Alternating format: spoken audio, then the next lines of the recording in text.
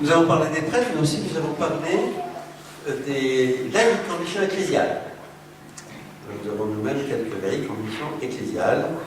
Il y a eu des interventions, notamment de Christian Delard, qui est le vicaire général du diocèse d'Auch, qui est professeur de théologie pastorale, qui nous a parlé de la dimension vocationnelle des laïcs en mission ecclésiale. Finalement, ça n'est plus ou pas, je ne sais pas si ça a été vécu, j'avais comme une simple fonction, mais finalement, on voit que ceux qui s'engagent dans un ministère au sens large dans l'Église, ils ne sont pas là seulement pour 3 ans ou 6 ans, selon leur aide de mission, mais finalement ça répond à quelque chose de plus profond en eux qui est de se donner au service de l'Église et de la mission de l'Église.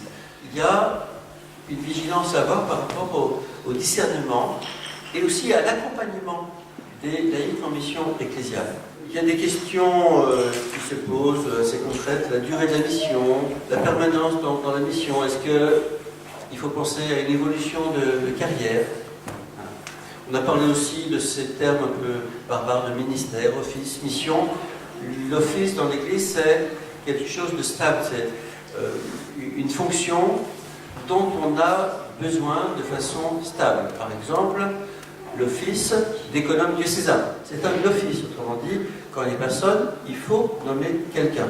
Il y a la rémunération, bénévole, rémunéré, quel sens donner à la rémunération? On a parlé de l'enracinement spirituel des laïcs en mission ecclésiale. Leur enracinement spirituel et donc aussi leur accompagnement spirituel. Dans le diocèse de Toulon, ils ont vu apparaître des familles engagées. Le chemin néo-communal connaît ça, des familles qui sont appelées et qui se déplacent, même qui sont envoyées dans un pays, dans un autre pays, pour partir en mission. Eh bien, à Toulon, il y a des familles qui sont appelées à servir le diocèse.